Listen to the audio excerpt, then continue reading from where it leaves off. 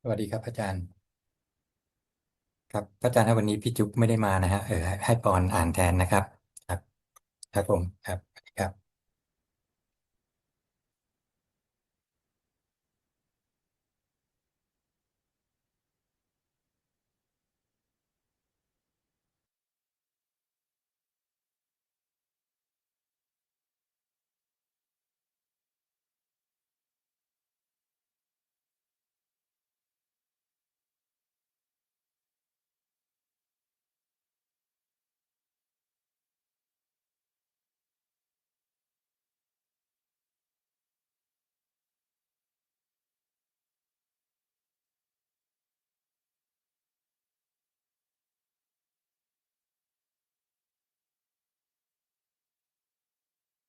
Hello and welcome to another Dhamma meeting where we will discuss the Buddhist practices of charity, morality, and meditation. Everyone is welcome to join.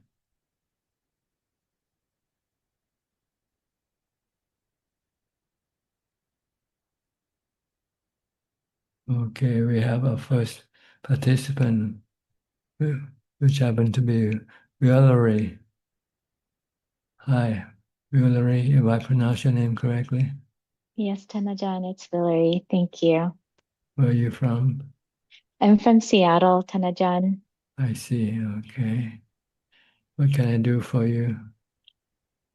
I was just wondering, when will you know that it's time to sort of put down work, life, and other things to really pursue the Dhamma um, and progress the practice? Well, there's two sides to the story. One side is to see that what you're doing is useless for you. If you can see that what you've been doing all your lifetime is useless for you, not solving your problem of mental suffering. And the other side is to see that you have found a way of solving your mental suffering from the teaching of the Buddha, and you can use it to help solve your mental suffering. Then you will know what you want, what you're gonna do. But if you're still happy with what you are doing, and you're not happy with following the teaching of the Buddha, then you will not be able to put down what you are doing and pick up the Buddha's teaching seriously. So I'm not sure for each person. I don't know how they will decide. For me, I see the suffering in daily life of working and maintaining my livelihood and seeing the suffering of my cravings that never satisfy whatever I have done, or God doesn't give me contentment. And I found the teaching of the Buddha, and I did some meditation, and I find it's better than what I've done all my life before. Find some peace and calm and find some contentment. So then I know this is for me.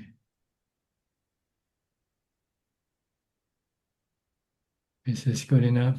An answer? Yes, Tanajan, thank you. Are you part of the two bhikkhus in Seattle? Yes, Clear, Tanajan, Clear Mountain? Clear Mountain, yes. And we actually went to on pilgrimage to see you as I well a see. few years back. Okay. Did you come last time when they come? I did, I see. yes. So do you have anything else you'd like to ask or No, comment?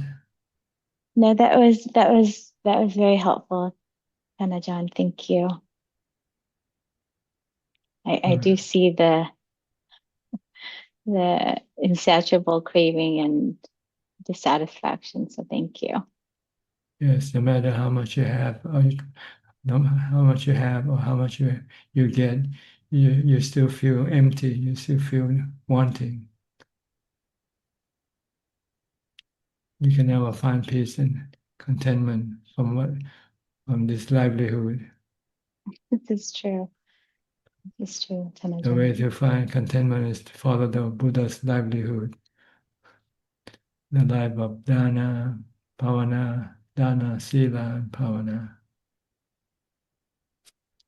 especially bhavana, meditation. If you can meditate and you can find some peace and happiness, then you want to spend all your time doing this thing rather than doing any other thing. It's true. So you have to strive in your meditation practice, and you have to start with mindfulness. You have to develop mindfulness during your waking hours. Be mindful with what you do, or be mindful with a mantra in order to prevent your mind from running around. And then whenever you have the time, sit and meditate. And if you're lucky, you find some peace, some contentment, then you'll be attracted to this practice.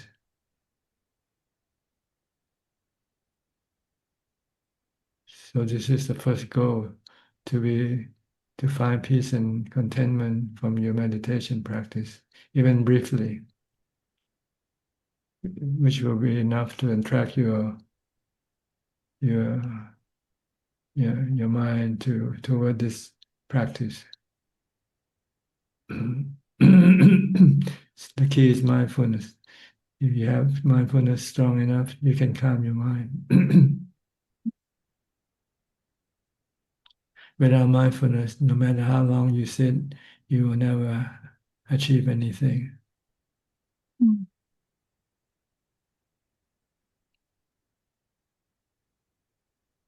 All right, anything else? That is it, Tanajan. Thank you. Okay. Next, we'll go to Steph from Oregon.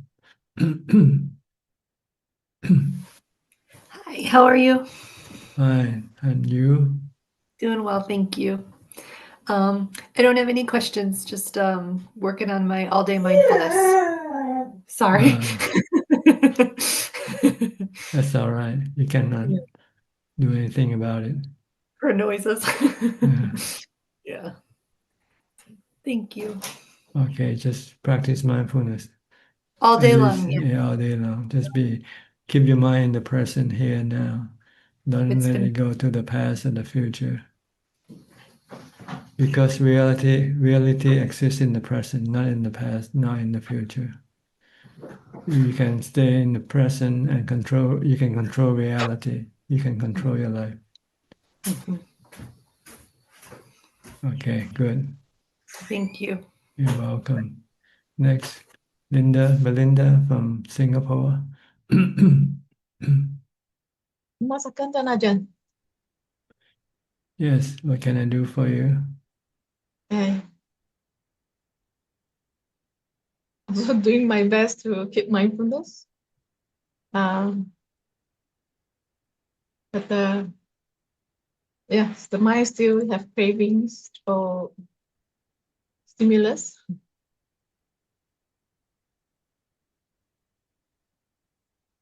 Yes, you just keep on practice and study, alternating.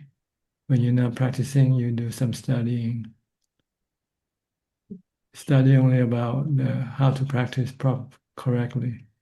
You don't have to study about other things right now. Just study how to develop mindfulness, how to meditate, how to get to jhana.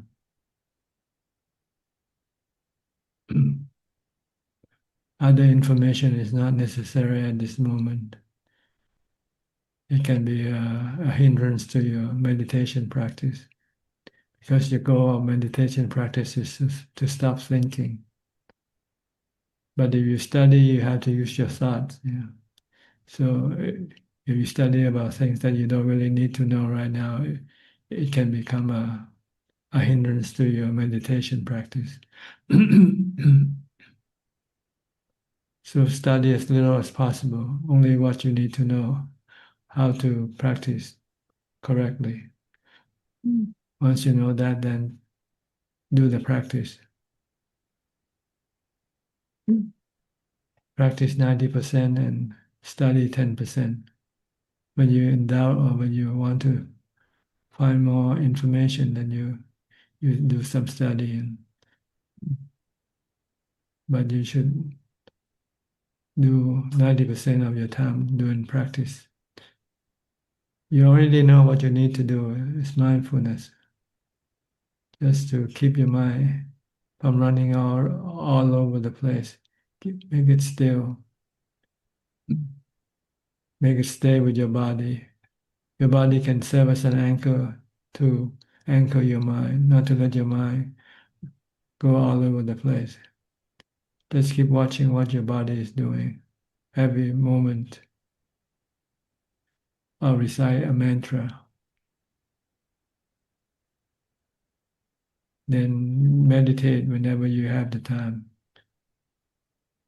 When you're not doing anything else, then meditate. When you meditate, focus your attention on your breath. Just keep watching your breath. Don't think.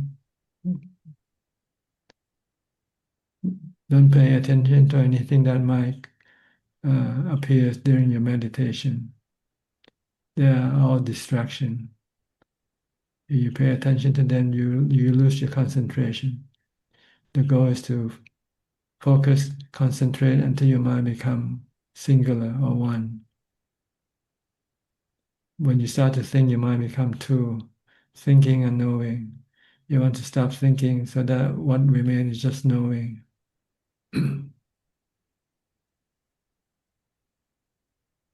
Okay. Thank you, Tanajan. All right. Next, Professor Ken from Switzerland. Good afternoon, Tanajan. Yes, it's evening here. Good evening. So, What can I do? Tanajan, Go ahead. I just spent another few days with my mother last week in Scotland. So now she has passed away. And I'd just like to ask Tanajan for advice on how we should practice at this time, immediately after the passing of one of our parents. Thank you, Tanajan. Well, you can use the passing away of your mother as a lesson for you to remind you that you will also be like her in the future. So that you should prepare yourself for this event. Prepare in a way that your mind will not be affected when you have to leave the body, when the body has to leave you. That's it, just thinking about her passing away constantly to remind you that will also happen to your body. Your body will have to cease to exist because it's anicca, it's temporary, it's anatta, no one can control the body, the process of the body, of birth, aging, sickness, and death. If you try to resist, if you don't want to accept this reality, this truth, you are causing yourself suffering, mental suffering. But if you accept, then there will be no suffering. You will pass away peacefully and calmly. And if you believe in the Buddha's teaching, you don't die with your body. You're the one who uses this body to do whatever you wanted to do. You're the master, the body is just a servant. The mind is the master. The one who thinks, the one who knows, this is the mind. It acquired this body from your father and your mother. And you use this body to serve your interest. But the body can only serve you for so long. Eventually, it will have to stop, cease to exist. It's just like using a car, an automobile. You buy a car, you drive it, you use it. Then eventually the car breaks down and you cannot no longer use it. Then if you still want to go places, then you have to buy a new car. Same way with the mind. If your mind still wants to continue with this lifestyle that you have been doing, then you will go acquire a new body. When or how, this I don't know. But eventually your cravings for return will send your mind toward a new body when it is being conceived. Then you start the cycle again of birth, aging, sickness, and death. If you are tired and sick of this process, this cycle, then you have to stop your mind from acquiring a new body. And the reason why the mind still acquire a new body is because the cravings for sensual pleasures. You still want to see, you want to hear, you want to taste and touch and smell. So you need to have a body to do this. But if you can stop your cravings for sensual pleasure by replacing it with meditation pleasure, then you don't need to have a body. Then you can stop your craving.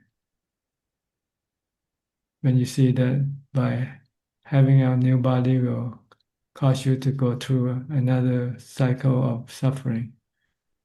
Having a body, you have to look after your body, feed the body, and have to go through all kinds of risk and dangers and pain. It's better not to have a body. So when you see this, then you can stop your cravings for sensual pleasures and replace it with pleasure for meditation instead. Then you will not have to come back again next time. You continue to exist, but not not in physical form. You exist as a spiritual form, which is like when you go to sleep. When you go to sleep, the body temporarily stops functioning, and the mind continue to exist in dreams. When you go to sleep, you dream. This is what happened to the mind when there's no body. When it has no body, then it has dream to give it some experience, some pleasure. Sometimes you have good dreams, sometimes you have bad dreams. And this are the cause of your good or bad karma. If your mind had more good karma than bad karma, then you will have more good dreams than bad dreams. If your mind contain more bad karma than good karma, then you will have more bad dreams than good dreams. This is what happens when there's no body. When you no longer possess a body, then you will be in dreamland until you get a new body. Then you wake up from the dreamland. When you come out of the womb of the mother, you start to wake up with a new body. But if you prefer not to come back, then you will exist in dreamland forever, like the Buddha and his noble disciple. But they don't need to have dreams to make them happy. They prefer to have emptiness. Because emptiness is the best form of happiness for the mind. If you have dreams, you can have good dreams and bad dreams. But if you have no dreams at all, you have emptiness, then there will be no bad experiences for you to experience. Emptiness is the best form of experience for the mind. And you do this by using mindfulness and wisdom to stop your craving, which is the driving force that keep creating dreams in your mind. This is pretty much the picture that will happen to you when you die or when you take birth. When you take birth, then you use the body to go seek physical experiences, sensual experiences. When you have no body, then you use good or bad karma to create experiences for you to experience. If you can stop and get rid of all your karma, your desire, your craving, then you will not be creating any dreams. Your mind will be empty, peaceful, and calm forever. They call that nibbana.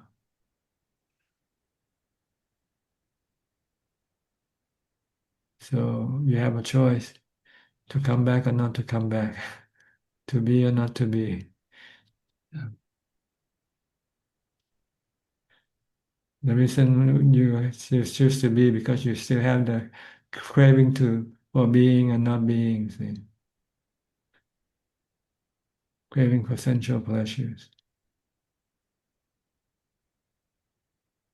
So replace your sensual pleasures with meditation pleasures.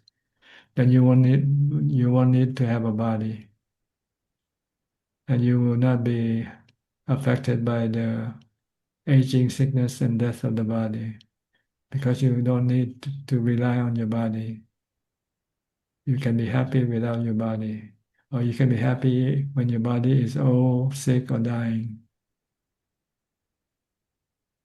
through meditation. So you have to try to achieve meditation success, be able to calm your mind anytime you like.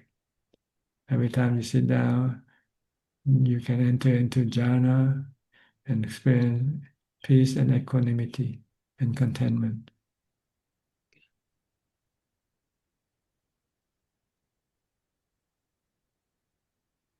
All right?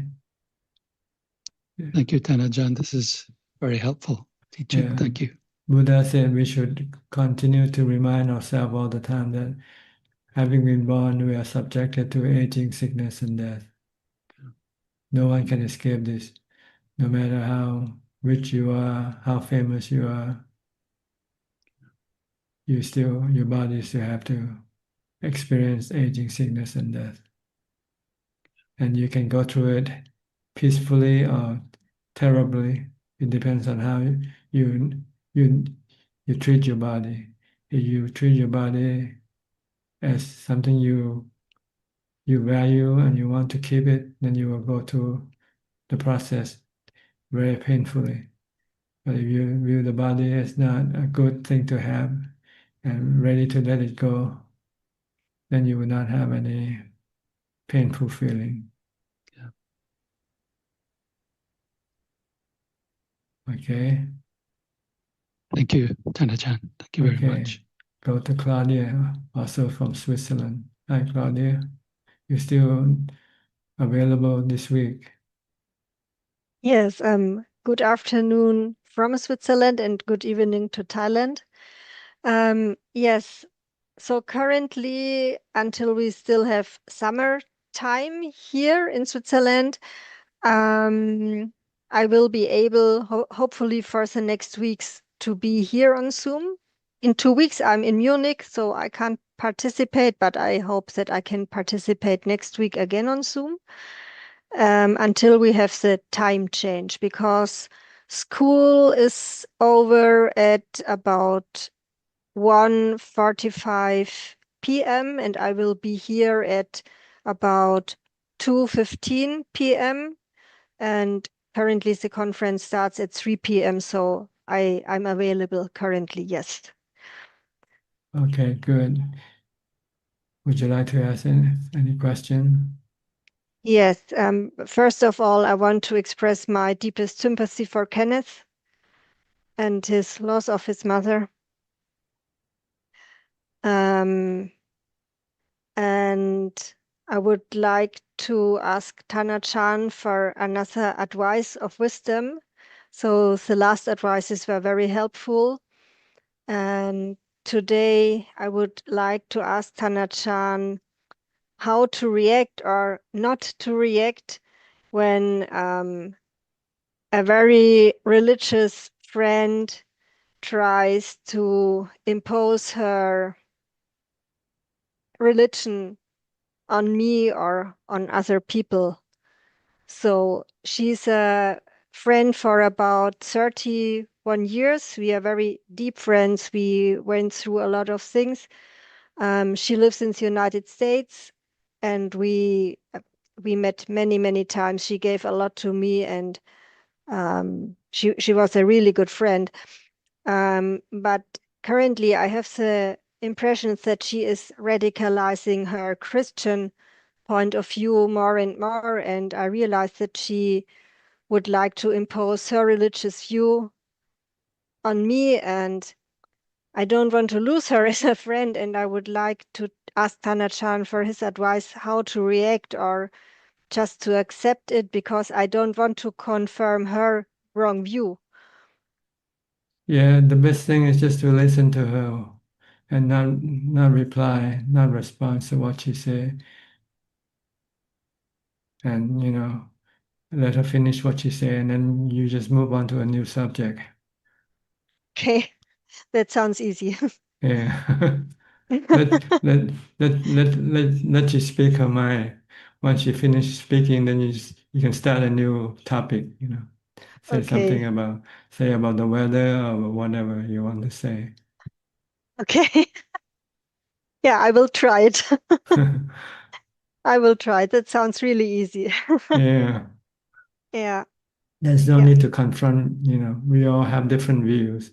So yeah, we respect each other's view. She can have a view and you can have your view. yeah, yeah. That's the saying that there are a couple of topics that you should never discuss with friends is religion and politics, I think. There are two. Yeah, that's really difficult because she has very close connections to very political people, Yes. um, and who have a famous name, to be honest. Um, so it's quite difficult, but I will try to talk about the weather instead. Yeah. Yeah, Just listen to her whatever she wants to say okay, until she finished, and then you just change the topic. okay, okay. I will do my very best. Yeah, I will try. Okay, Yeah, good. okay. Is So that all? that's all. All right. That's all for today. So I hope to be here again next week, and thank you very Okay. much. Hope to see you again. Yeah, Next, Gary. likewise. Thank you. Gary from Singapore. Good evening, Tanajan. I'm just here to pay my respect to you. No questions. Thank you. Okay. Go to Nong Khai now, to Charles. Charles, you have your visitor. Yes, Hannah John, good evening. Tonight I have a visitor from California, my oldest son, I Elliot. see. Hi, how are you, Elliot? Hello, nice to meet you. I'm doing well, thank you. Good. Where are you in California? Where in California? San Francisco. San Francisco. Okay. Good. How you like Thailand? Okay. Oh, it's very nice, very different. Yeah.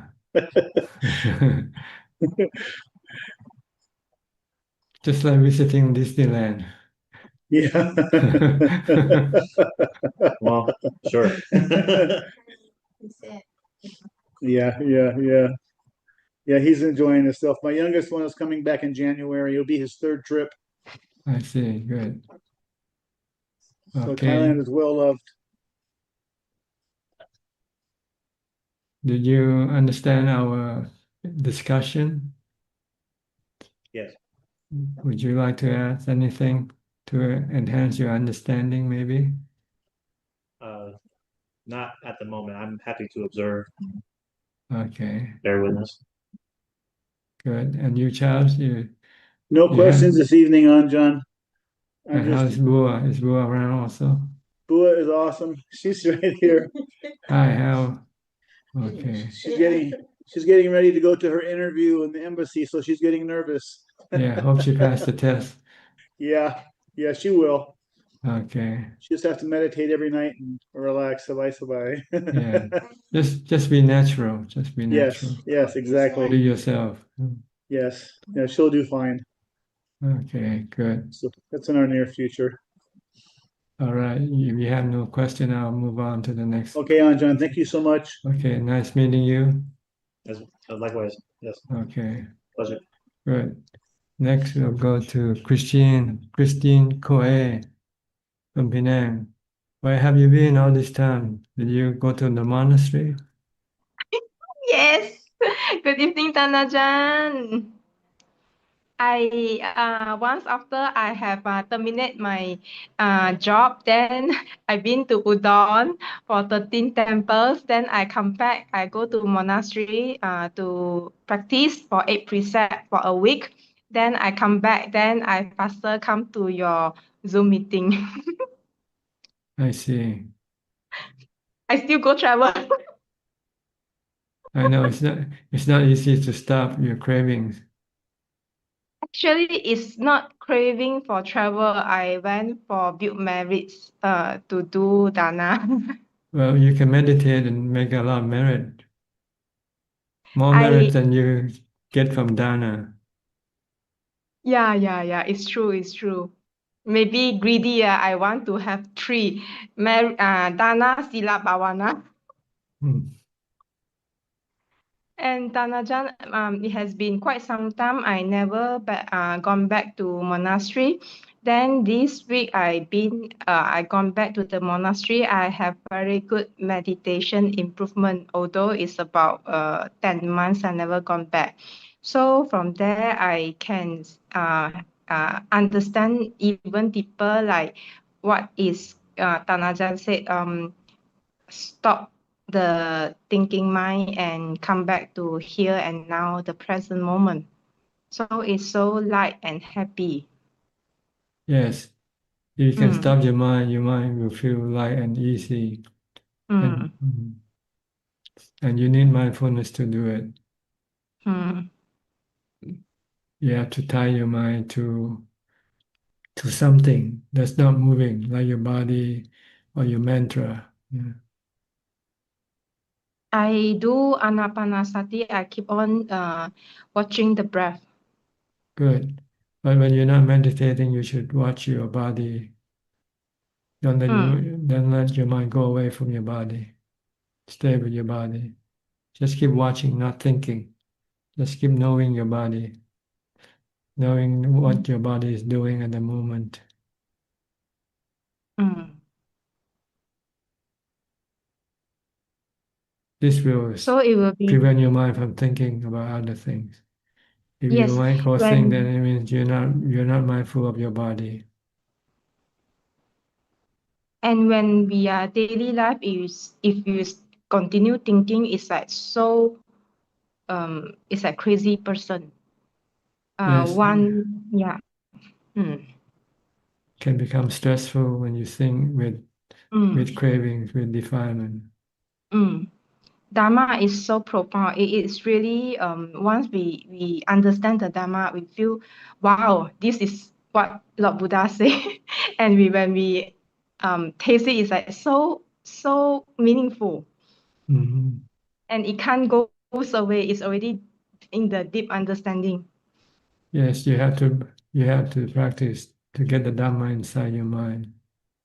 Mm, Right now, the Dhamma is still outside your mind, not inside your mind. You have to install the Dhamma inside your mind by practicing mm. meditation. Not strong enough, still surface. Have to continuously until like Tanaja said, embrace that. Mhm. Have to really deep into the chitta and really strong and stable, but now still up and down. That's because you don't stay in one place. You keep running around. And Yeah, yeah, another. it's your mind that's running around. It drags your body with it. See, if your mind becomes still, then the body will stay put in one place. Because another 2 days I need to go down to Udon again. There's no need to. It's just an excuse. I'm going to Katin. I know that's an excuse.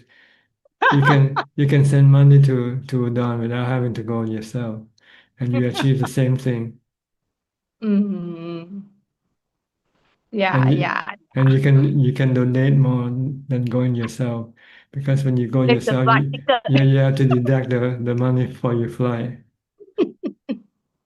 But if you just send it, then you can send the flight money with your donation.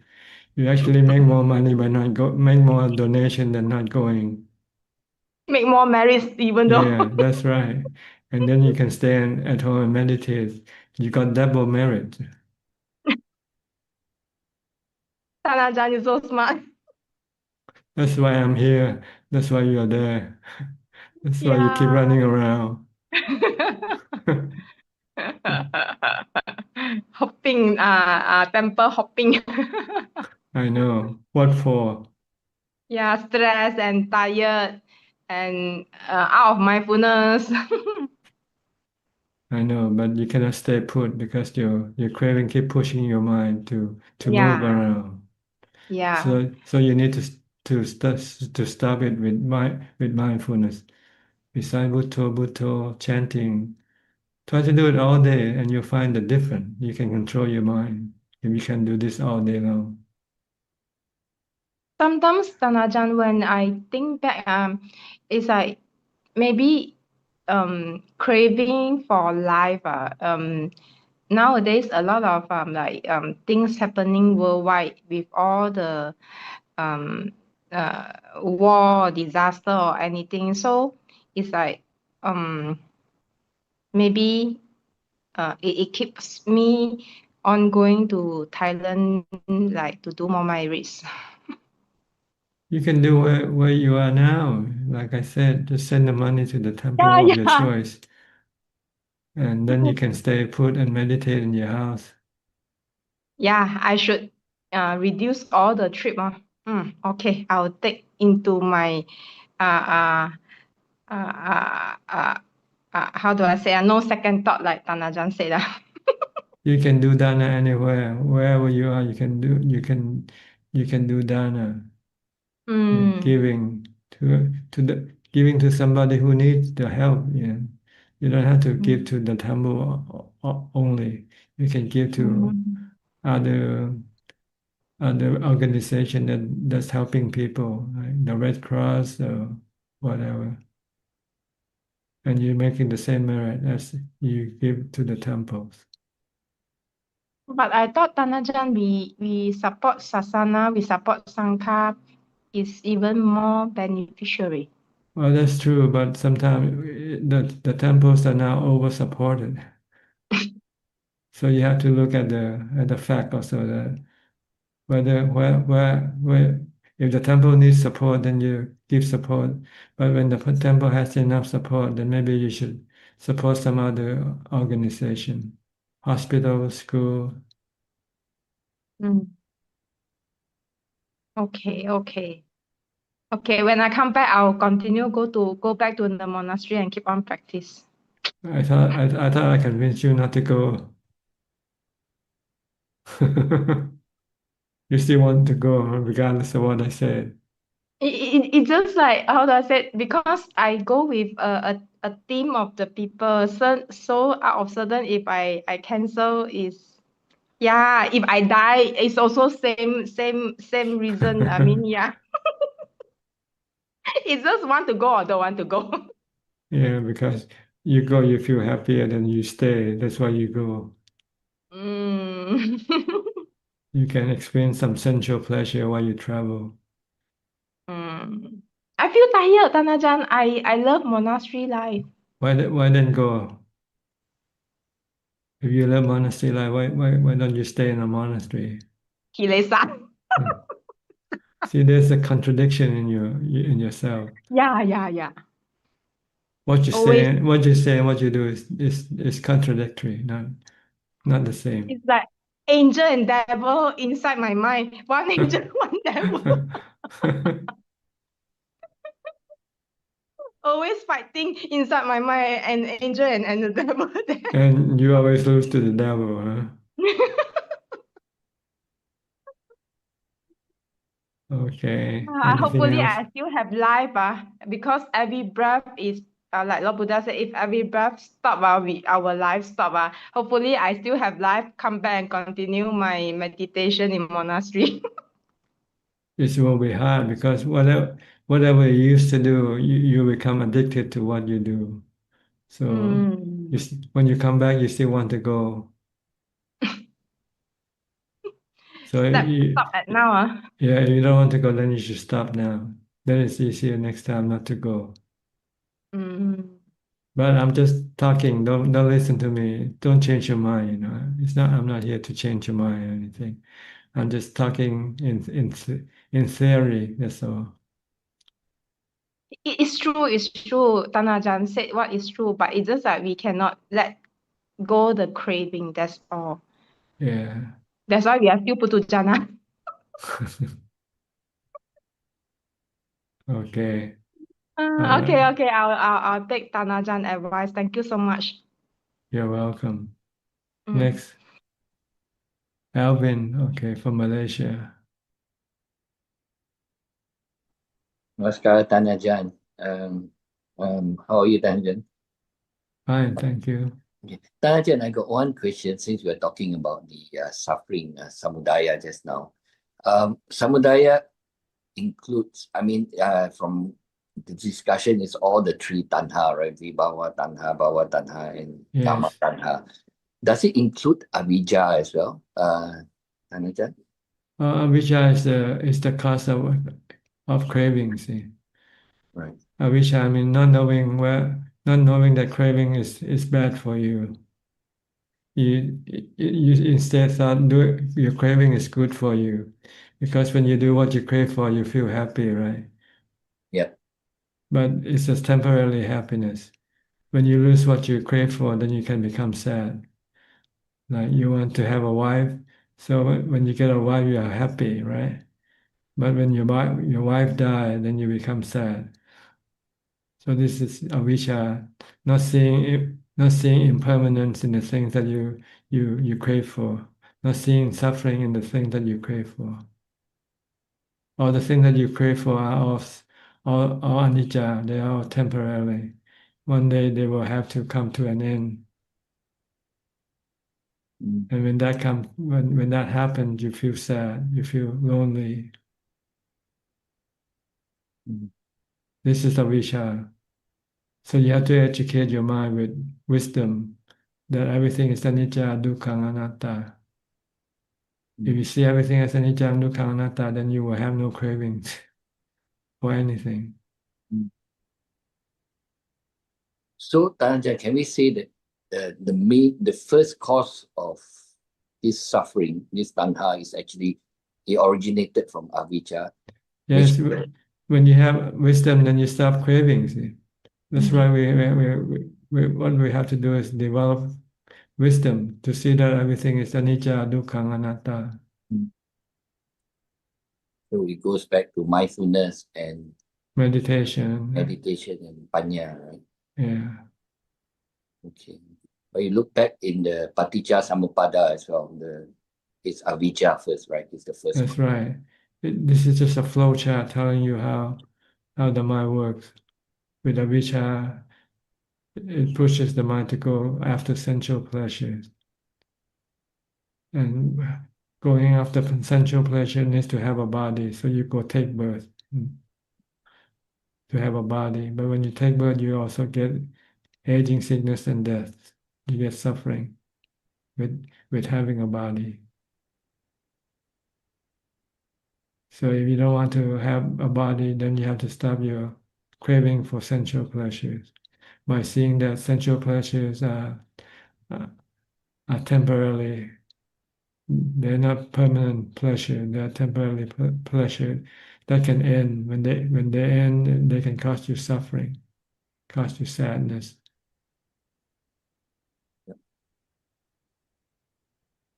Okay. Okay, thanks, Ajahn. Thank you. Next, Philip, also from Malaysia.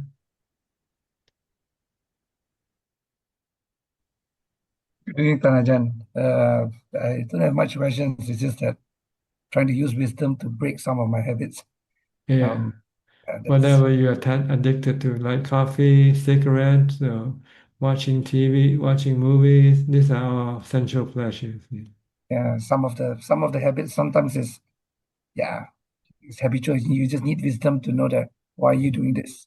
Yeah. Why are you doing this? Is it beneficial? Is it craving? Is it? It is beneficial briefly when you take it, when you have it, but then it becomes addicted. And when you want it and you cannot have it, then you will feel very terrible. Mm. So yeah, it's just that. I mean, I don't have any questions tonight. I just here to pay my respects. Ajahn. Okay. Thank you. Fine, you're welcome. Next, also Sim, also from Malaysia.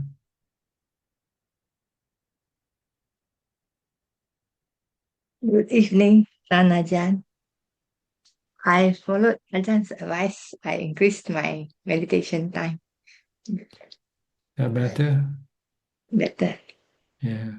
I did 6 hours challenge. Then at night I did another 1 hour. Then most days I did 3 hours challenge, and at night I do another 2 hours. So daily around 5 hours sitting meditation. Then at the time I always remember Ajaan's advice question, what am I doing now? So I do mindfulness sati, and I try to do sati and meditation throughout the day. Other than Good. sitting, I do walking or lying down meditation. Yeah. You want to reduce your craving down zero eventually. Yes. Yes. On my 6 hours challenge, I am very mindful, especially on that day. So when I sit, I just sit, I can see the breath and went into samadhi very, very fast, immediately. Then if I have a problem, I have a gastric problem, then when I do the 6 hours, the last 1.5 hours, my gastric problem, like the gastric pain. I would like to ask if I can take a few spoonful of rice, put near me, and I take in between No, the no, 6 no, hours. no, no, no eating. Just drinking water if you need to. Drinking water. Yeah. Oh, I see. But if you have to take it because of your medical issues, then you have to do it. Then you might have to separate the challenge from the taking them of this rice. Oh. Don't do it while you're doing the challenge. Yeah. Or if you're keeping the 8 precepts, for instance, then you cannot eat after midday. I'm not keeping the 8 precepts on the day. I'm doing 6 hours challenge. I see. Because I have gastric problem, I have to take regular meals. I'm taking traditional Chinese medicine. I Then see. I'm not taking the 8 precepts. Well, you can make an exception for yourself. I thought I put a few spoonful near my meditation place. Just take a few spoonful in between. If you take them as medicine, I think it's Yes, okay. I'm going to take it as medicine. But if you take it because you're hungry and you want to. No, because the pain will come. When I do the 6 hours meditation, the pain will come. That's why I need to take something. If you take it as a medication, I think it's okay. Medication. Okay, good. Okay.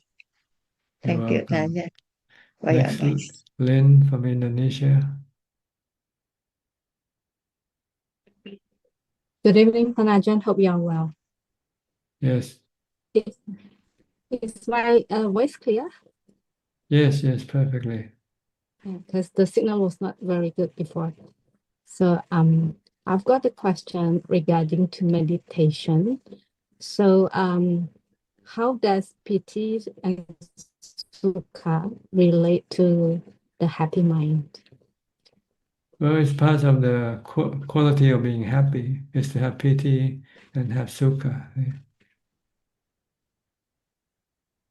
It's the result. Your mind is starting to becoming calmer and calmer. And this feeling will start to come up, piti and sukha. Mm. That's all. It's just a feeling of happiness, of being happy.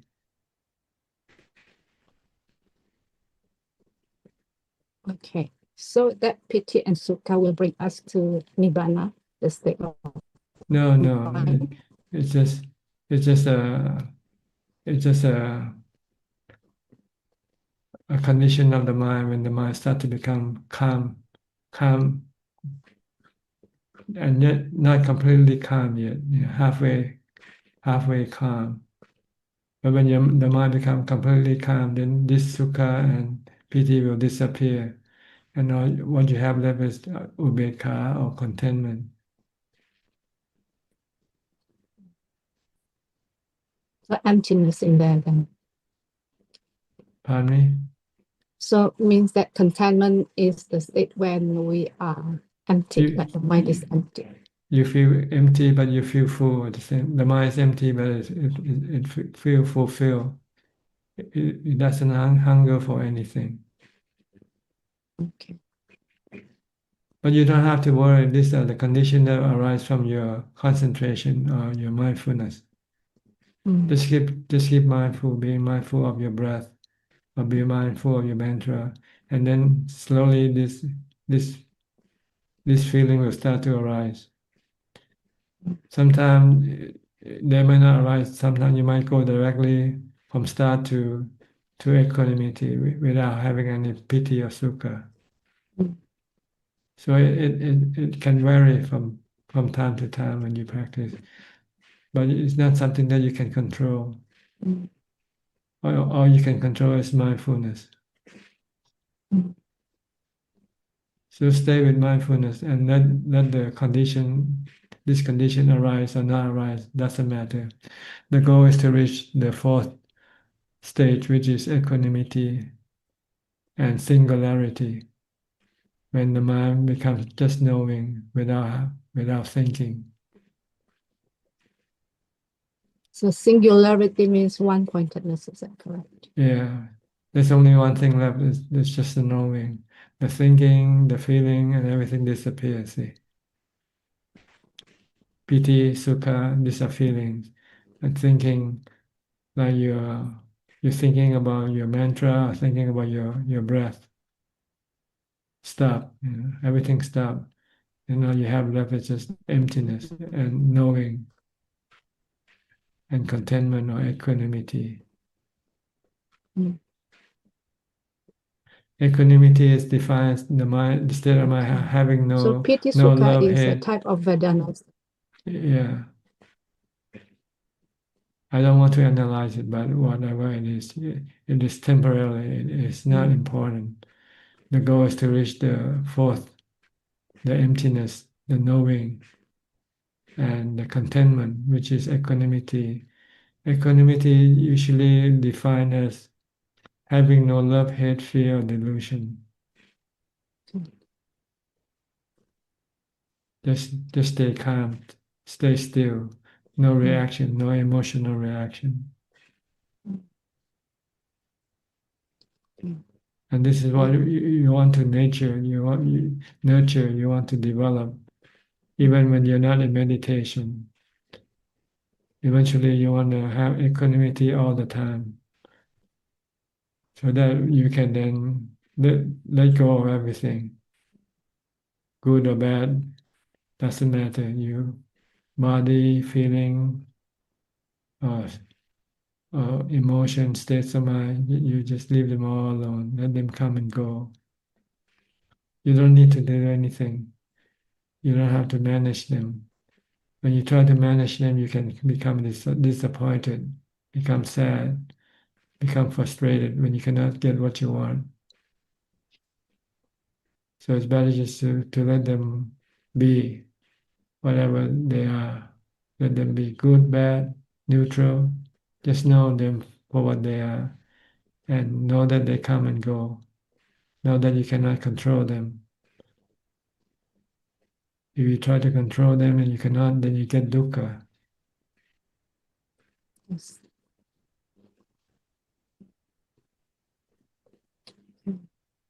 So you need to practice a lot of meditation, mindfulness to get strong equanimity when you come out of meditation. Mm.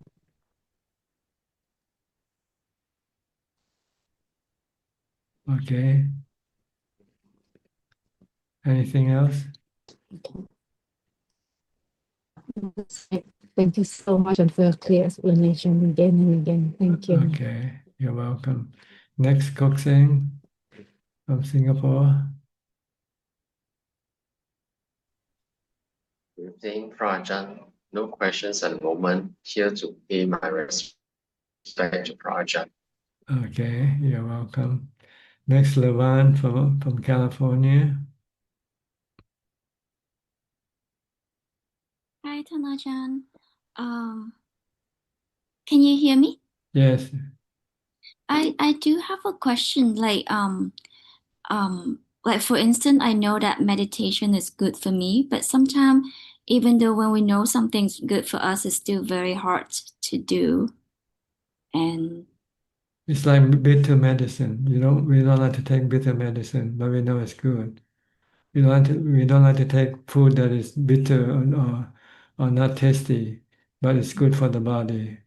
So you have to convince yourself with wisdom that this is good for you, and this is, even though you don't like to do it, you have to force yourself to do it. And eventually, the resistance to meditation will become less and less as you do more and more.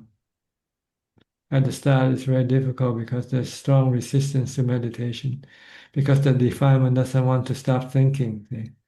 The defilement uses thinking as the tool to implement what it wants. So it doesn't want to stop thinking. It doesn't want to be still. The defilement wants to be active. It wants to go here and there. It wants to see this and that. So when you meditate, you're stopping this activity. So it can cause a lot of feeling of restlessness, agitation.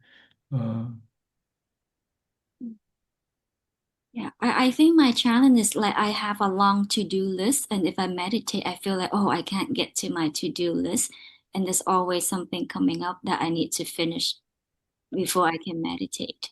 So, but I will have to reverse my order. Yeah. You have to contemplate on that a lot. So, and reduce your to-do list down to just one. Mm. Because you don't know when you're gonna die. You tell yourself you can die any moment, and you might not be able to achieve what you have to do or what you have to do, want to do. And then they don't matter really. What you want to do mostly are for your defilement, not for your mind, not for the benefit of your mind. Meditation is the only thing that benefits the mind. The rest, all the other activities are harmful to the mind, actually. Mm. So why do you want to do any other thing? Do meditation. It's good for the mind. Other thing like sensual pleasure, this is harmful to the mind.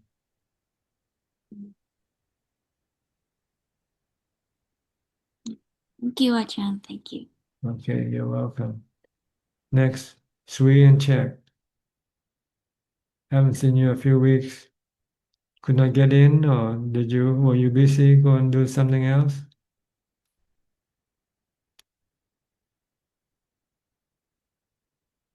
You cannot unmute your phone yet. Okay. Yes. Yeah. Meeting time. Taking time. We couldn't get in, I but we see. still listen. Yes. Okay. What is your comment today? For me, just have a question. When Buddha taught us about the five hindrances, that five hindrances is when we, during our meditation, that it come and kind of disturb us, or does it mean that every daily life that is still affecting us? It can come anytime during before meditation. Sometimes you want to watch a movie, and this is sensual pleasure. So when you want to watch a movie, you cannot meditate, right? Or when you quarrel with your wife and you're angry and your mind just not settled, so you cannot meditate. So they can come usually before, during your daily life, you have these things happening all the time in your mind, have these hindrances in your mind, not during meditation. If you meditate, then it means you don't have any hindrance. It's when you cannot meditate, that's when you have hindrances. Busy doing working, this is also a hindrance, So in my meditation, and then when the thought come, or sometimes I feel like I cannot like stop, there's restlessness. So that is also That also is that is also hindrance, the result of you not being mindful enough.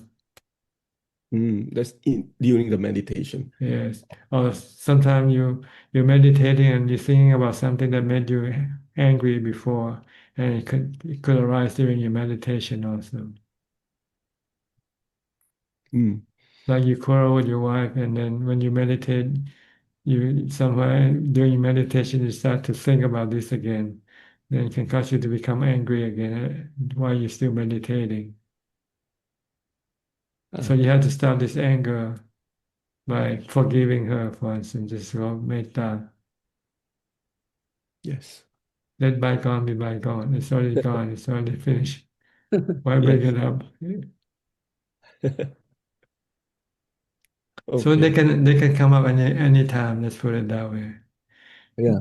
Before meditation, during meditation, after meditation. So yes. They come up all the time. Oh, okay. So it doesn't matter when they come up. Your work is to stop them whenever they come up. It's like sickness. Sickness can happen anytime, right? You can catch a cold anytime. And your duty is to get rid of the cold by taking medicine, taking a rest, whatever. Okay. So Tanjan, like during let's say during our daily life, that's why you want us to practice like metta, that is like just in case when anger comes. So at least like during our daily activity, we have metta to counter like the anger. That's And right. then okay. See, metta a thing that you use when you meet people. When you meet people, you want to show kindness, loving kindness toward other people, like greeting them, saying how are you, hello, or if you have something nice you want to share, you have some food, you bought some food and share some food with people that you meet and say, would you like some food? Giving gifts or something. Be kind, be nice, make other people happy. This is what metta. Because by making other people happy, you also become happy. Not getting angry at other people when you meet them. Get out, get away. What are you doing here? Then when you get angry, then your mind also become restless and agitated. So you cannot meditate. But you use metta when you encounter people, metta, karuna, mudita, ubeka. This is when you encountering with people. But when you're alone, you don't have to use this thing. Only when anger comes up, when you're angry with somebody, then you still have to use metta to suppress it, to get rid of it.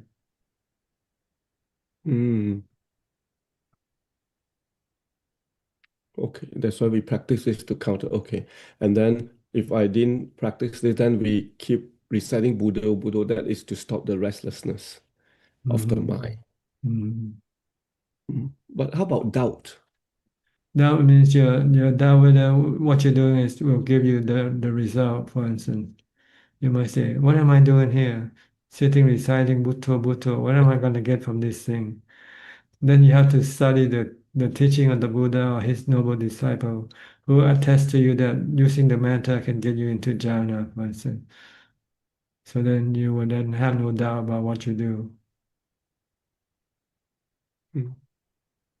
You say, oh, the Buddha did this already, or his noble disciple Ajaan did this already, and they became enlightened through this practice.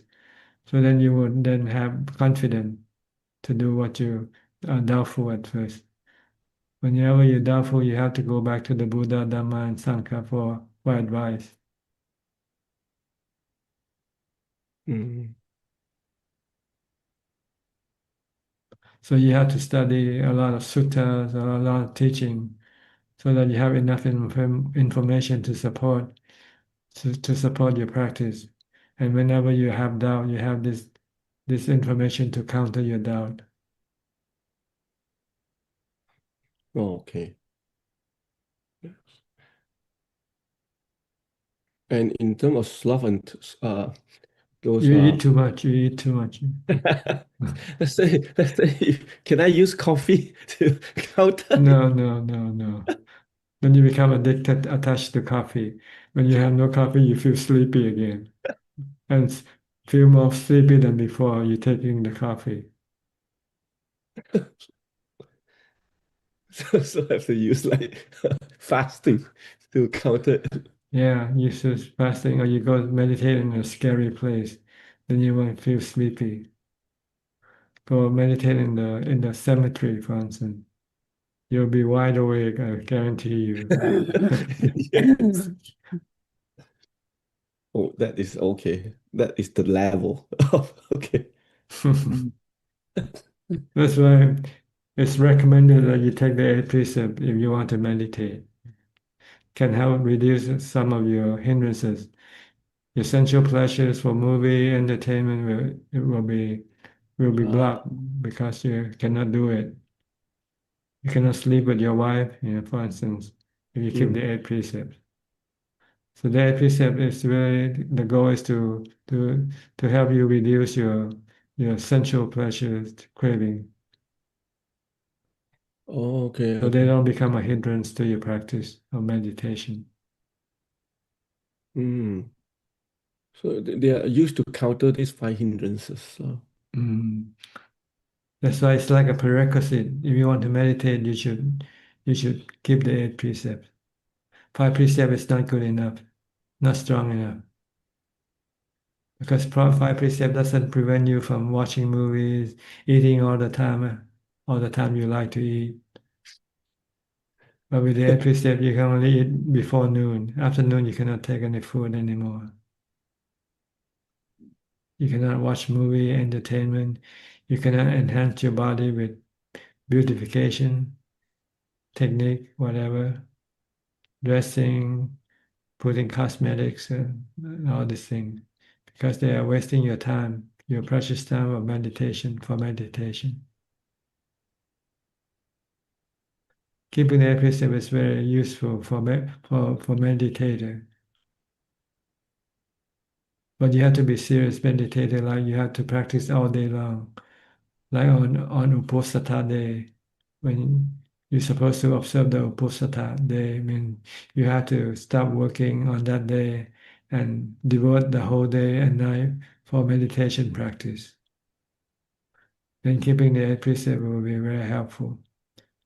But if you only meditate just once a day, 15 minutes at a time, then you don't need to keep the 8 precept. Yeah. Okay. What about you? Check. Excuse me. Excuse me, Tajat. Has, may I ask for your advice?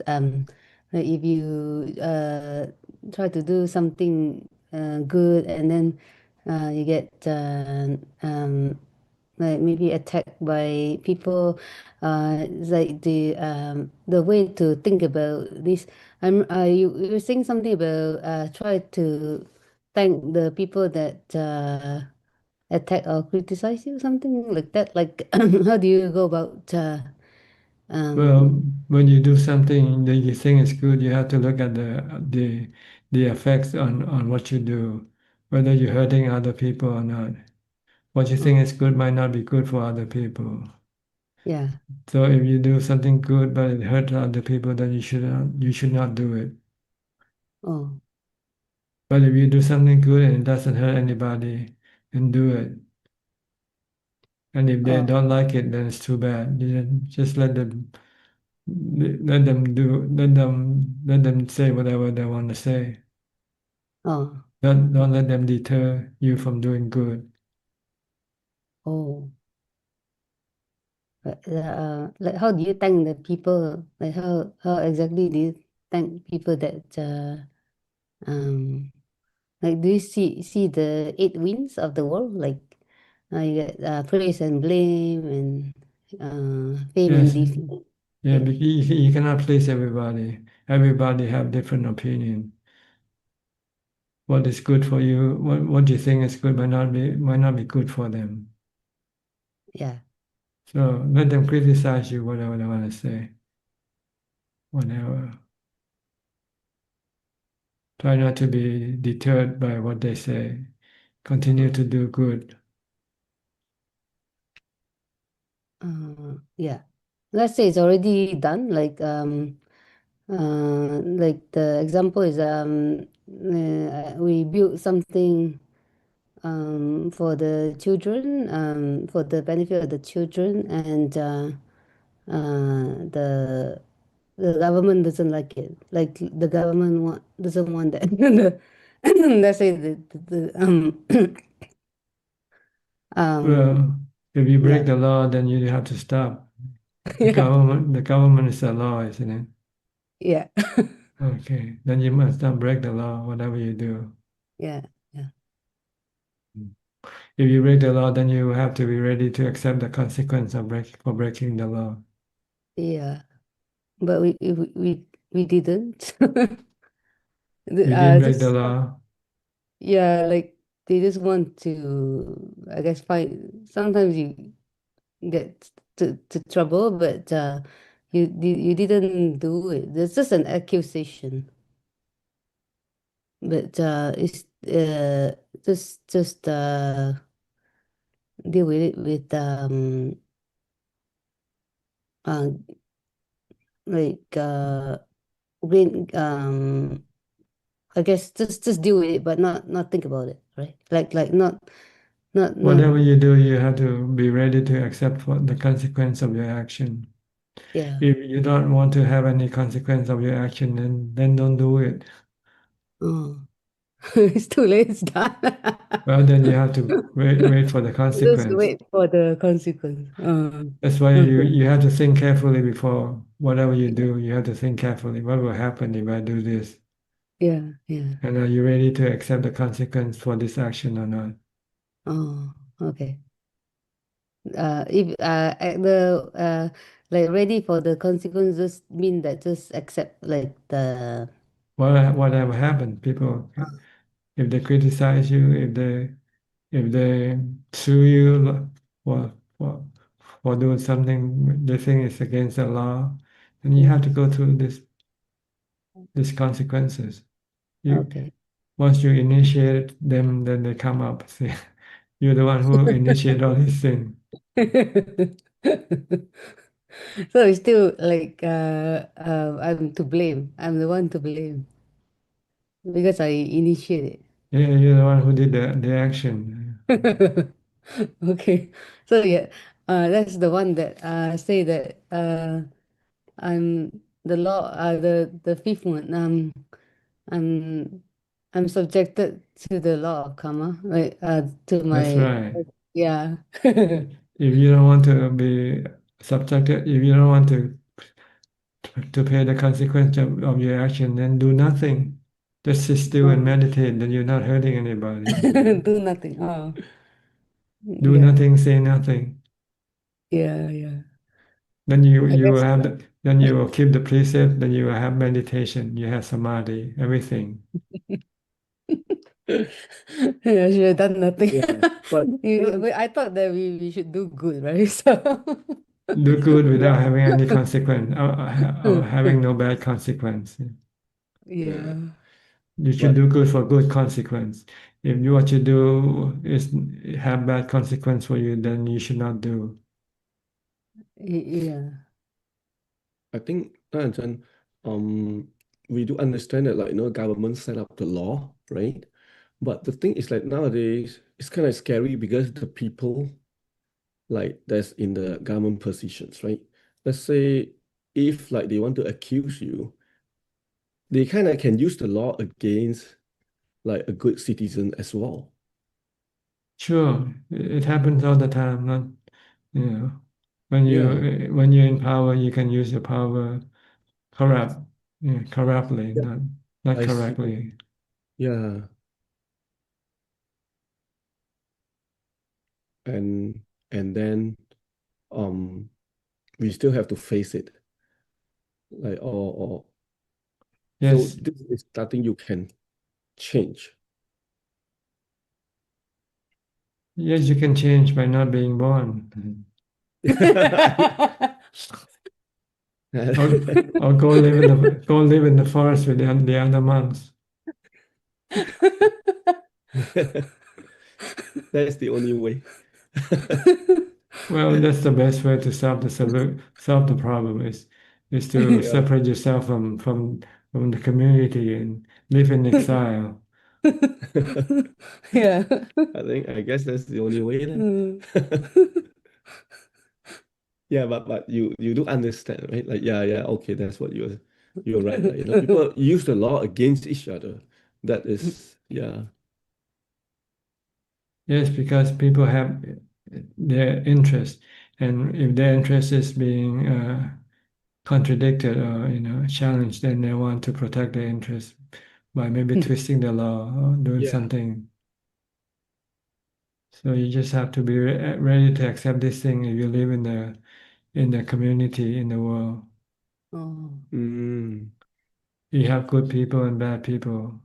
Good people might administer the law justifiably, but bad people can bend the law for their own interest. Yeah. Mm. Oh. So be very like you were saying that we have to think very careful. Even if I think that, oh, this is something really good for people, also have to be very careful about my action. It depends on what you want. If you're ready to face the consequence, then you go ahead and do it. If you're not Oh. ready to pay the consequence, then you just don't do it.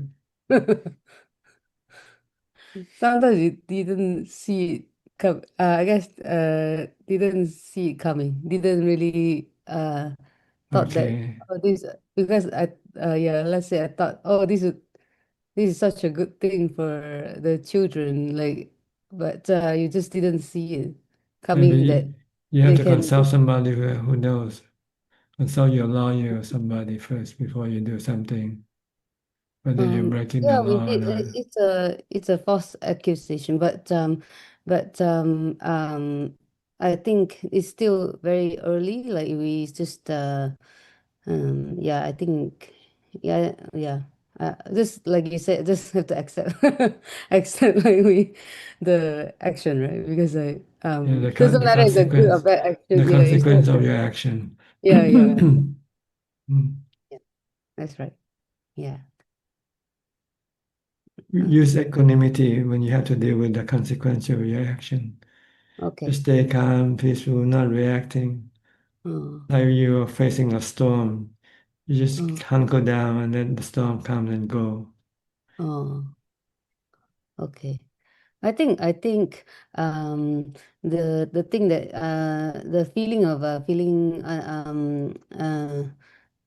injustice like that, like I think that feeling, I just want maybe the advice is I would like your advice in how to overcome that advice of how to overcome that feeling of injustice. Injustice.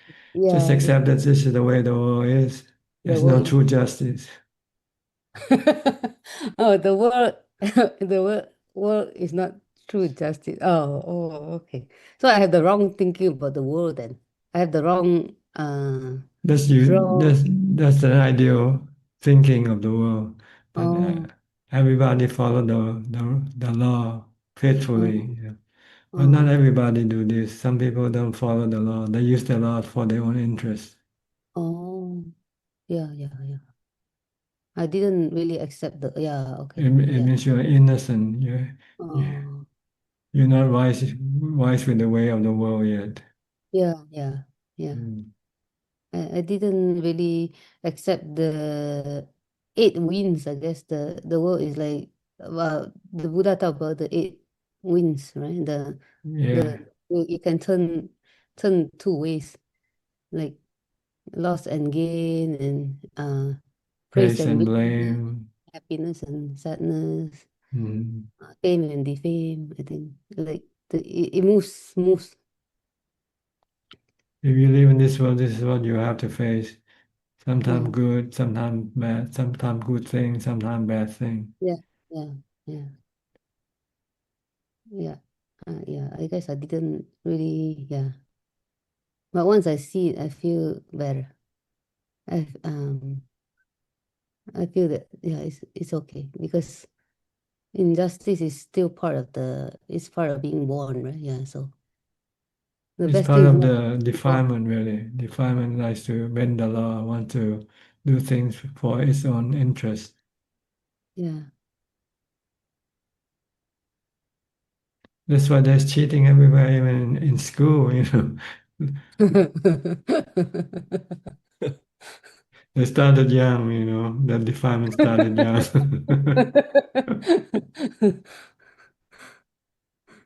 So just accept that if you live in the world with defilement, this is the way it's gonna be. Yeah, yeah, Mm. yeah. That's helpful. Yeah. Okay, Yeah, I feel better. Thank you. Thank you, Taja. Thank you, Taja. you're welcome. Next, Nining, how are you today? I'm very happy today, Ajahn. Most all the time, I'm happy. You're not sad, you're not angry, you're not anything. Yeah, sometimes I can successfully work on my kamatana to suppress my craving, but in many other times, I still need times, Ajahn. Sometimes, like I suspend, I delay my reaction because I'm afraid that my reaction is wrong, like that. Mm-hmm. And the reason of me diligent doing practice is actually afraid of losing my achievement, Ajahn. So yeah, Yes, some of your achievement is still temporarily. If you don't maintain it, you can lose it. yeah, that's right. That's why Ajahn said that we should use that successful method again and again. Mm-hmm. And I find that when I join the meditation in front of Kuti, when meditate with Ajahn, it's very fast entering the Kanika Samadhi. So sometimes I use the video Ajahn. After that online, sometimes when I need to rekindle my motivation, and then I use the video and doing the meditation, Mm-hmm. and that works, Ajahn. Good. Whatever helps you, you can do it. You Yeah, can that's use right. it. It's like worldly life. So we maintain the tools for our success. Is that correct, Ajahn? Mm-hmm. Yeah. So I use that method again and again Mm-hmm. because sometimes when sometimes since I'm not expert yet on working on my kamatana, sometimes I need a quiet place and to be alone to not react, Ajahn. Yes, good. You need to to strengthen your mind by being alone, because being alone will help your your mindfulness practice and meditation. The stronger the mindfulness, the stronger your meditation, then the stronger will your mind to resist your defilement. Yeah, that's why I'm afraid if I mean I'm interact with social and then I lose my equanimity. It's like it's very I That's mean right. The yeah Buddha it's said, don't mingle, don't socialize if you want to meditate.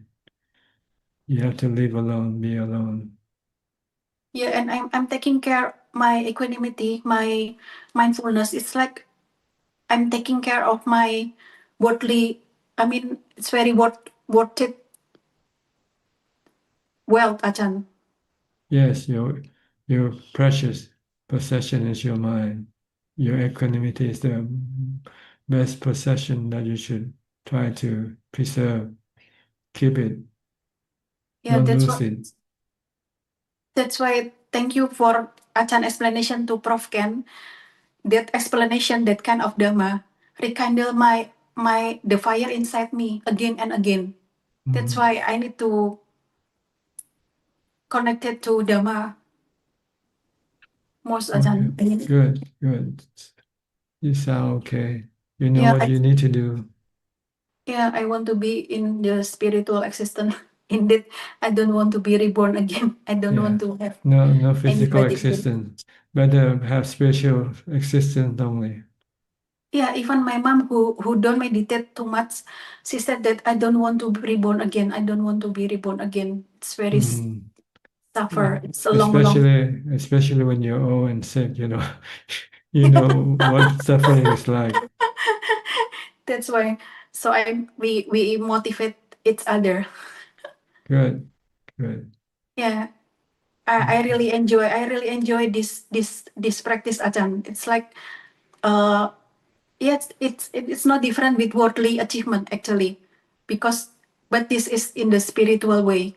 But it's better than the worldly. Yeah, better.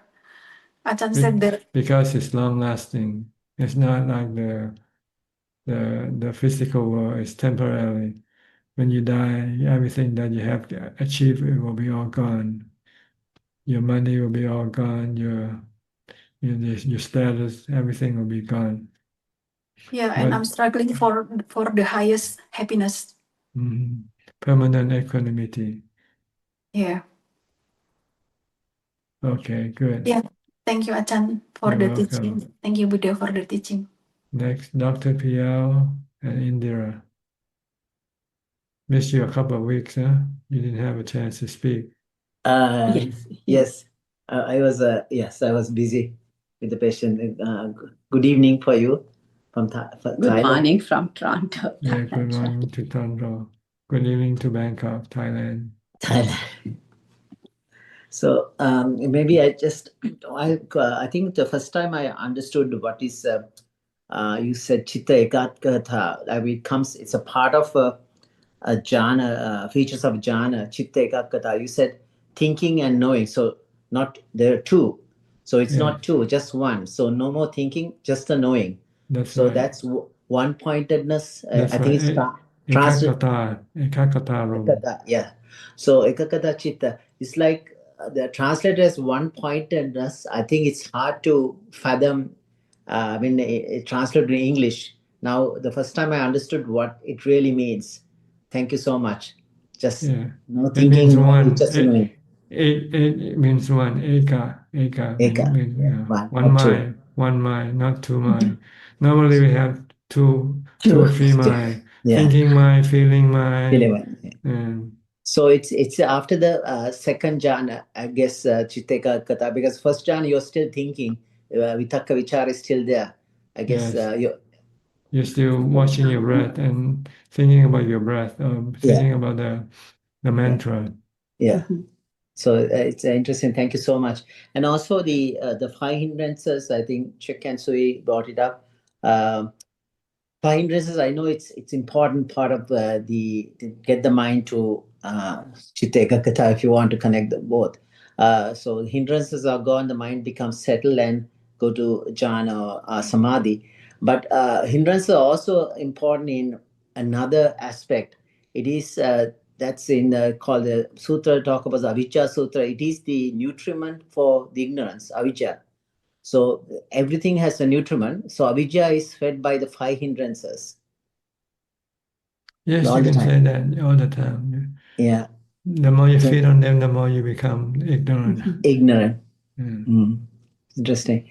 And one more, the other one I was want to comment was Priti Sukha. I think somebody brought it up. Priti Sukha. When the mind sometimes can get excited. So there is also instructions say the calm, the sukha, because the more you get excited, it's going to go away. So the more calmer you become with the sukha priti, it lasts longer. Does it? But you can't control it, can you? You don't get excited about it. Like go back to the breath. I guess. Well, what do you mean? When do you get excited during meditation? Or? Yeah, when the priti is like accelerating. Sukha. Sometimes when you experience something good, you can be excited. Yeah. But then you temporarily lose your concentration. Yes. So when you come back to your concentration, then the excitement will disappear. Yeah. You return to So calm. you had to go back to the breath again, start from the beginning. That's right. Okay. Yeah. So never lose the sight of the breath, because that's the work. That's until you get to equanimity. When everything disappears, then you can stop. Then you don't need to use the breath. Breath becomes very subtle. You probably not even know you're breathing at that stage. Yeah. And the other question I always you talk about the spiritual world, is it another realm, or are you talking about just spiritual? There can be another realm for Arahat, right? So spiritual world, it sounds like another realm. It is not another realm you're talking about, right? Well, the mind exists in the spiritual world, see.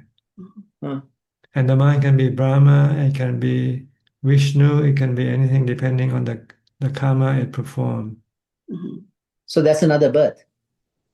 Well, there are about 31 existences in the Buddhist structure, right? Yes. So your body can, when you meditate, your mind can be in the Brahma world, while your body is still in the physical world. So when you ask about, like, when you say enlightened being is enter the spiritual world, I mean, when you're fully enlightened, it's not a realm. It's just like it doesn't exist.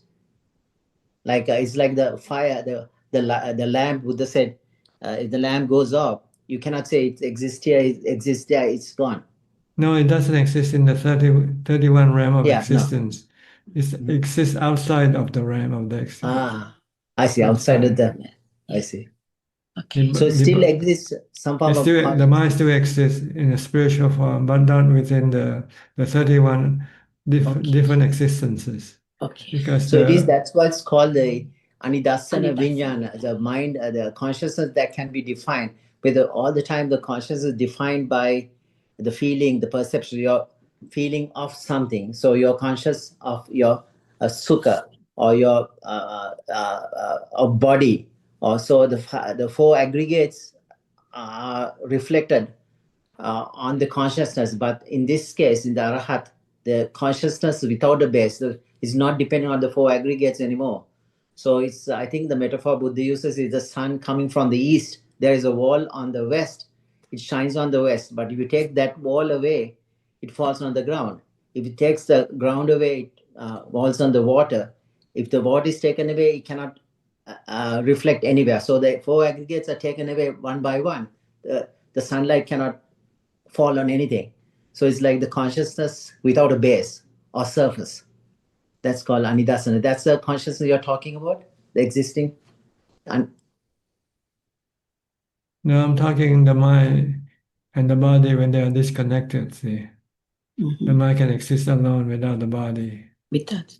And it can exist either in the 31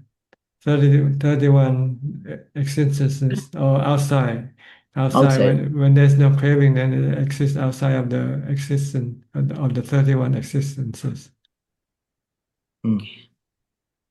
So that's called the spiritual realm, is outside the 31. Well, I call it spiritual realm just for. Okay. Because I couldn't find it in the. I don't in the rely on the text. scripture. I don't read the Okay. scriptures.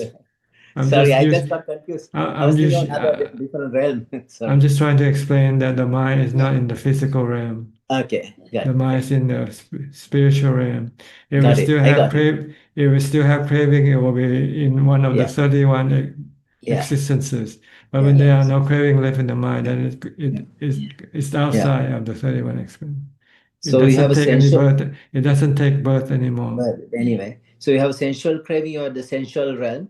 If you are Bhava Tanna, you become the Bhava 31. Jhana realms, Rupa realm Arupa or Rupa Jhanas, Arupa realm. realms, yeah. That's right. When you have no craving for these three types of existences, cravings, then you Go beyond. go Go beyond. outside. Outside. Samsara is like a prison. And people who's outside of the prison is nibbana. Yeah. So switch off the samsara pretty much. Yeah. Thank you Thank you, so sir. much, Thank you. Ajaan. Now it's clear. If you try to compare with the scripture, it might not be there. So Yeah. Okay, all right. I'm just speaking out knowing from mind my or is it understanding, from the Got it. experience I have. That's all. I'm speaking from my I understand. personal experience. I understand. Thank you so much for Thank you so sharing much. your wisdom. It Okay. inspires us Yeah, so not much. everyone shares that kind of experience. We are so blessed to have you. Okay. I'm so blessed to have you to listen to me also. Without you, then I wouldn't have any chance to speak. Where is no screen, you can project, right? Yeah. You have to have a speaker and a listener. I cannot speak alone without any listener. Thank you. And also, Ajaan, I'm working really hard on my equanimity, and I'm really getting so much better. Honestly, whoever taught me, I never understood it like the way you taught me. So I'm ever so grateful to you. Thank you so much. Okay, you're welcome. Next, I'll go to Uruguay Terasa. with Ricardo.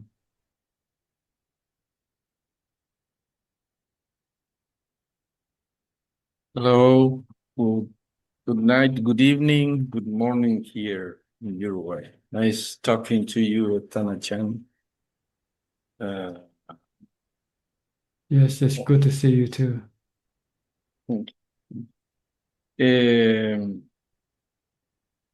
I don't know what to say, but what I feel is that all your teachings are so meaningful for us on this worldly life, and we learn a lot how to deal and to take the practice to the world. Of course, the practice is the main point we have to do, especially mindfulness. But the practical teachings you give us, even about jhanas and all that, I mean, it's a straight path and very clear. So we will be in this life and the next life grateful and thankful to you for your teaching.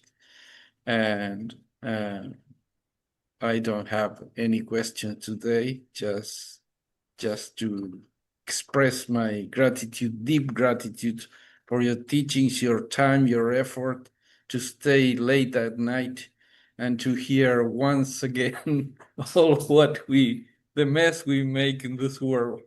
So thank you for your teachings. Well, thank you for your accolade. It's nice to hear some encouragement from time to time. Okay, but I enjoy talking to you all. It's not something like tormenting experience or anything like that. Okay. Thank It's, you. it's good to be of service. It's good to be helpful to other people. Okay, makes me feel good also. All right, I'll go to Intan next. Then Intan, your turn. Good evening, Ajaan. Yes. Ajaan, in Ajaan biography, when Ajaan practiced to support Prajan meditation. At that time, Prajan fasting for 3 days, 5 days, 7 days until 9 days. So my question, when Prajan practice fasting, Prajan did it step by step or can fasting for the highest like 7 days or 9 days? Or you go from a few days and gradually build up the days of fasting to more and more. You have to watch your strength, your mental strength, and also how your physical body react to fasting also, whether it gets sick or not. If it gets sick, then you have to stop. But if it doesn't get sick, then you can continue on. Just so you do it gradually, and eventually you find the right number of days for your fasting that is most beneficial and not harmful to your body. So you have to watch the effect on your body also when you fast.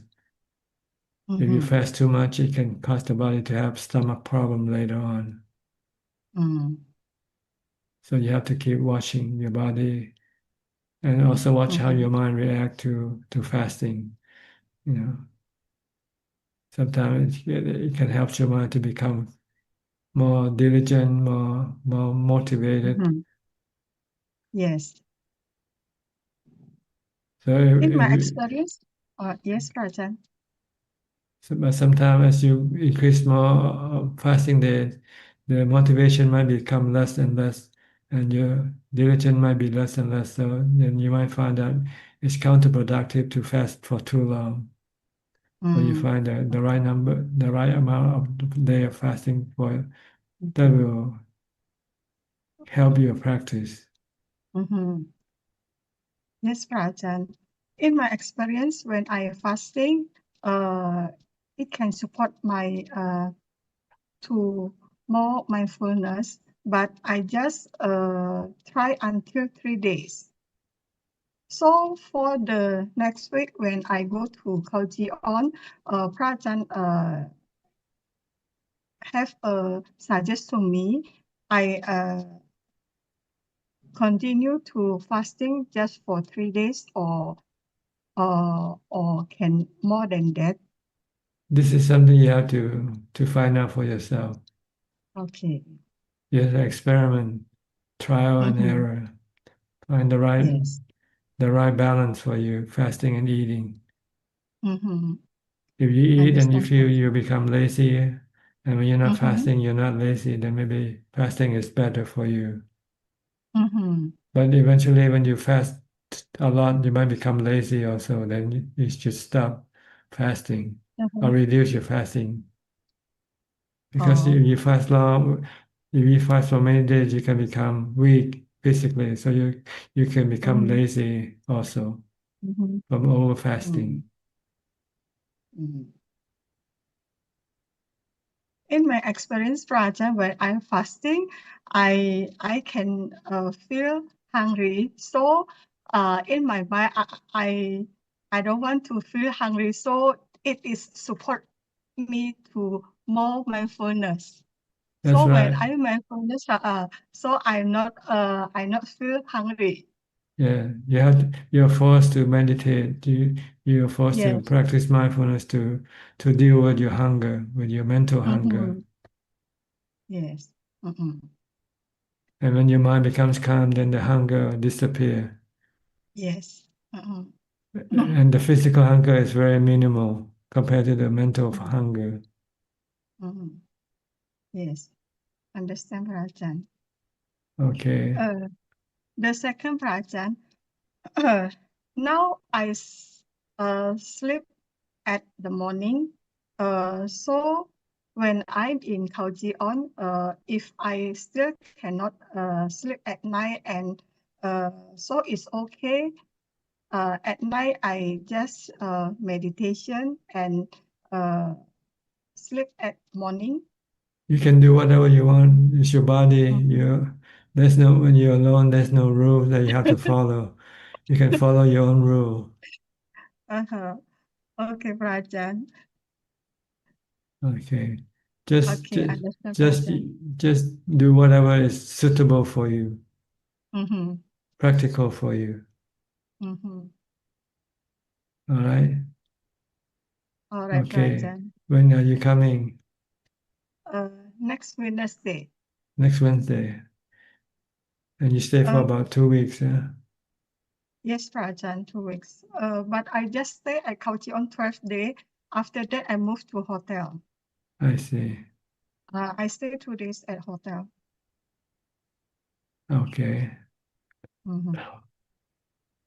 All right. Wish you success in your meditation. Thank you, Prajan. It's Okay. happy. Like I will come back to my home. Okay. Good. Thank you, Prajan. You're welcome.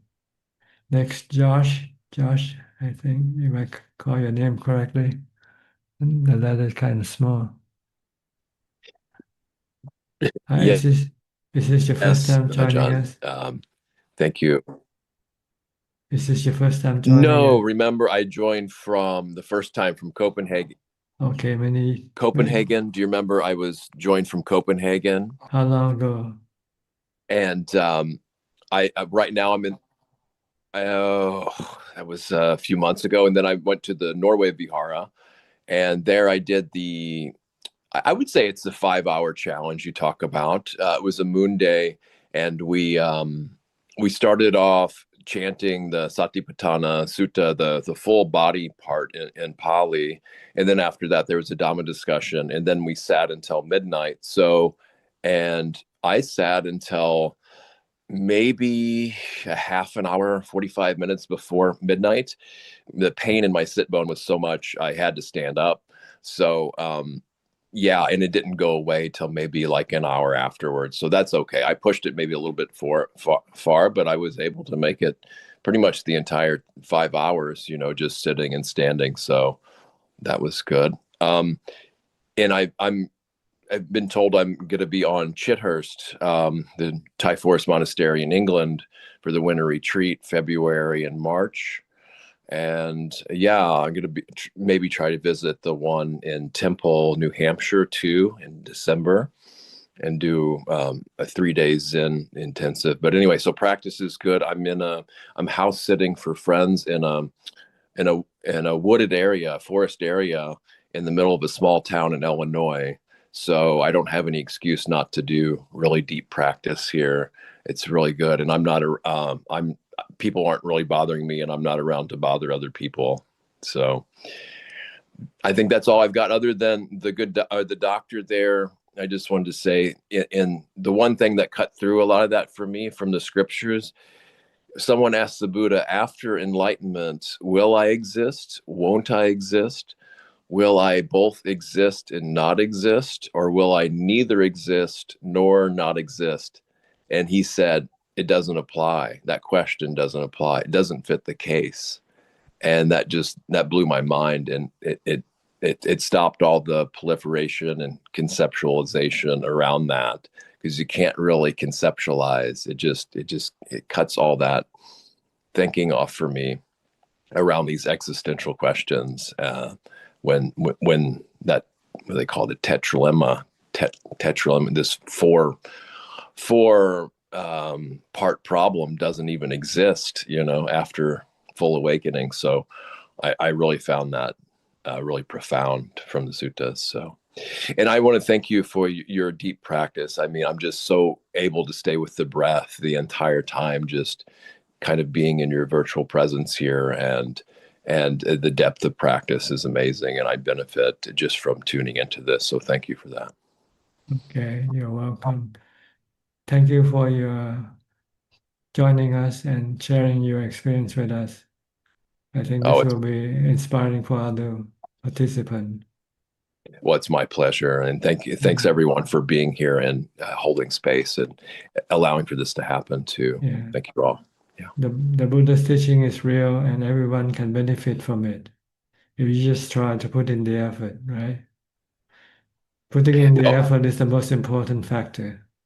Well, absolutely. And like some of us, when it was easy once my life went to rock bottom, right? And there wasn't really any other choice. I was just had the good fortune to have enough teachings to then try it out for myself, and my life turned around immediately. I mean, so quickly. It was incredible. And then I've just made a dedication to practice every day since then. That's been since 2012. So I really do kind of owe my life to the Triple Gem, you know. So it is really super profound. I haven't found anything better yet. So Yes, very good. All right. I hope you keep up until eventually reach your destination. Well, I would love to get this Visuddhimagga jhana first. But anyway, that's for another thing and another tradition. And we don't need to get into that, but practice is not an option. It's just that it's such an ingrained habit now. So that's not an issue, you know. It's just a matter of, yeah, like you say, time. So yeah, sticking with it, and eventually it will get to where what will happen that needs to happen. It's inevitable, given enough time, the right instruction, and patient persistence, right? So That's right. Good. Okay. You have the right formula. That's right. Yes. Thank you, Ajahn. Appreciate it. Nice talking to you. Likewise. All right. I think everybody in the room has spoken. So we'll go to the more question from email. I think we have some question from email. On. กราบหลวงพ่อครับ There are 4 questions from the assistant email. The first 2 questions are from India. In the legal profession, lawyers often represent criminal, thieves, rapists, and murderers and attempt to prove them innocent in court. Despite evidence to contrary, would the individual be not violating the precept of lying, especially if she or he knew at heart that the client was indeed guilty? Well, guilty or not, that's for the jury to decide. As long as you don't telling lies, then you're not breaking the precept. And the second question, would such a legal professional be violating the concept of right livelihood as laid down by Buddha's teaching of Noble Eightfold Path? Well, as long as you're not lying, then it's still considered to be right livelihood. Yeah.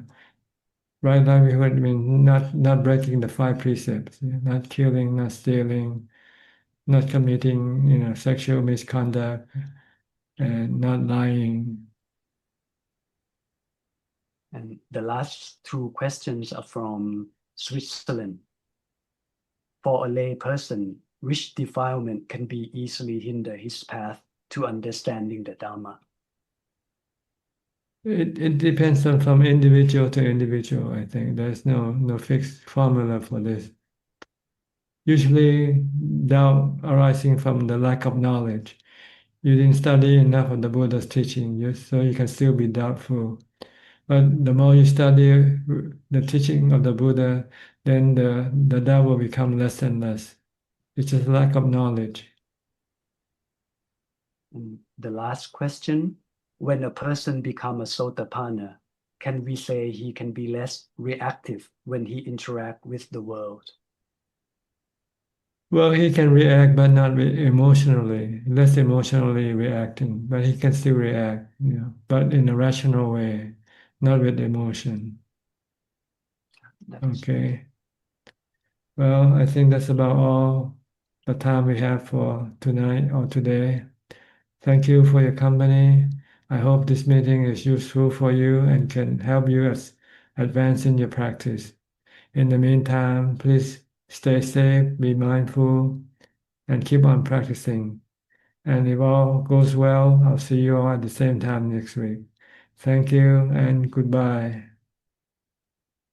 Thank you อาจารย์ Thank you สาธุ Ajahn. เจ้าค่ะ Thank you, Admin. Thank you Thank you, everyone. Thank you. Thank you, Ajahn. Good night, everyone. Thank you, Bye. Admin. Thank you Bye. Thank you, Ajahn. Thank you, Sangha. Bye-bye. Bye. Good night, everybody. Okay, bye-bye.